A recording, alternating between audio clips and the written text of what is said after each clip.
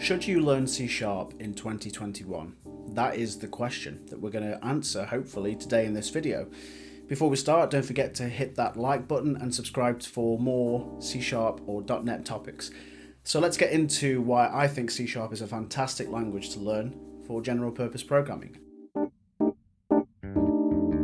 very biased. I'm a C# programmer and I love it a lot. But I think for any newcomer to programming languages in general, or even someone who's seasoned, you could have been writing Fortran back in the day, and this is still a great language for you, I think. One of the main reasons I think C# is so great is that despite its sort of Microsoft-y past, it's not just for Windows. If you were writing C# in the early days of dotNet, chances are it was on Windows. In fact, yeah, it would have been on Windows.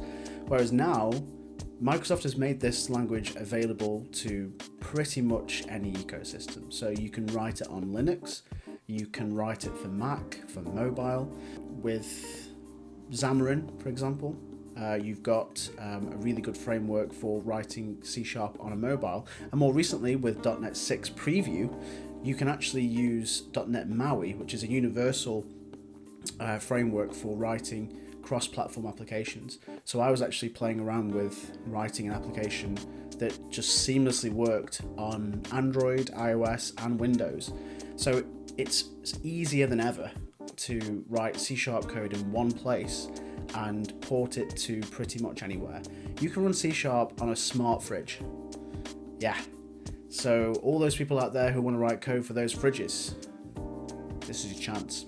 For people out there who are web developers, specifically if you're coming into the web development arena with things like vanilla JavaScript, or you just learned HTML, CSS, and you're looking for the next framework to learn, you could do a lot worse than C#. ASP.NET is Microsoft's primary web application framework alongside Blazor. So I'll explain the two. ASP.NET, this allows you to build websites or web applications quite easily with C# classes called controllers, which receive HTTP requests coming in. You can then route them through to various views, which have HTML, CSS, JavaScript, but also C# that you can write inside the same page. So using a framework called Razor, you can write C# in line with HTML on the same page that you would put in your JavaScript or whatever. So in terms of web development, it sort of shoehorns it in quite nicely and allows you to still write that same standardized web markup for the front end, but then have a C# back end. So it's easy to do things like speak to a database, work with the file system if that's necessary. So yeah, I think in terms of web application development, C# is a fantastic choice. ASP.NET's nice and mature. On the other side though, we've got Blazor, which is very similar to ASP.NET. It's got Razor in it, which allows you to write that C# in line with HTML, but also it's specialized for single page applications. So you may have seen frameworks like Angular, which are very much around building these classic single page application apps with that sidebar down the left hand side, and then when you click it, it changes the middle of the main body of the screen.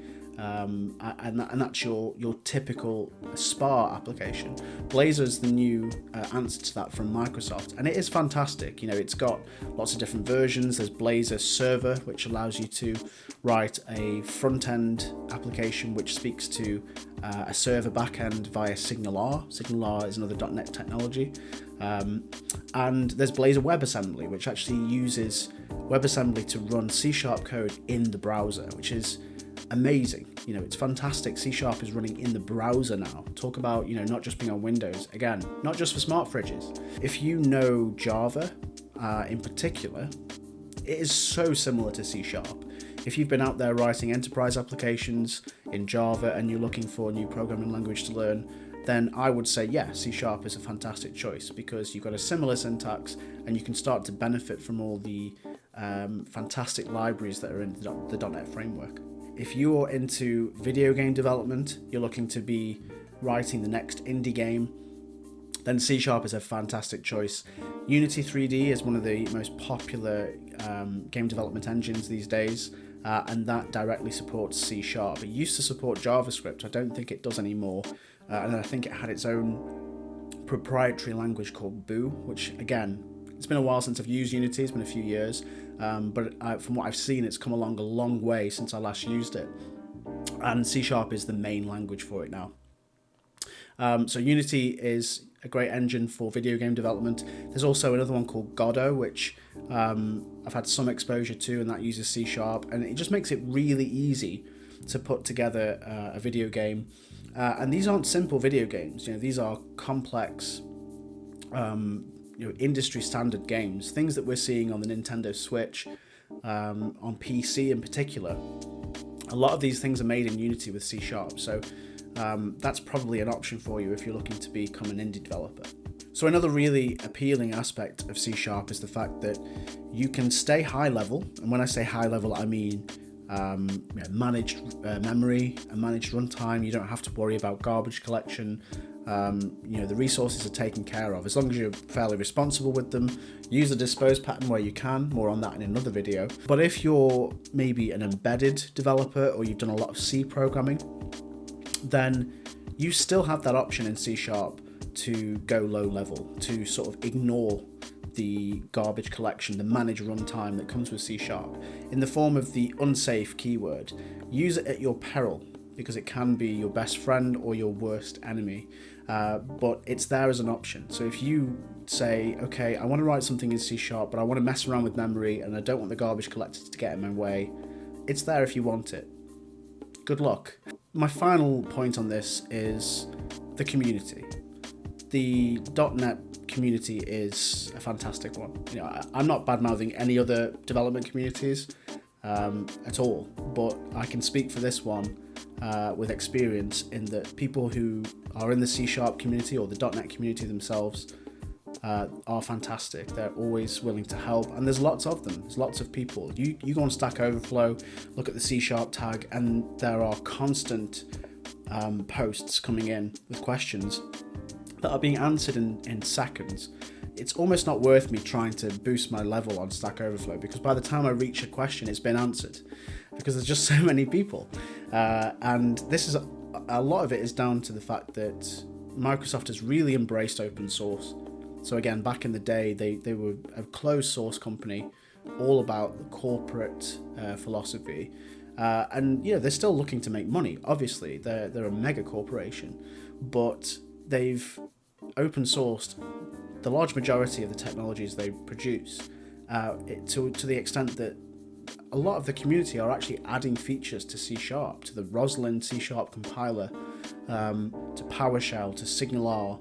The .NET framework is no longer this behemoth that is built behind closed doors. It's something you can add to if you want to as well. So, if you're looking for something which is extremely well supported, not just by the people at Microsoft, but by the community that uses the product every day.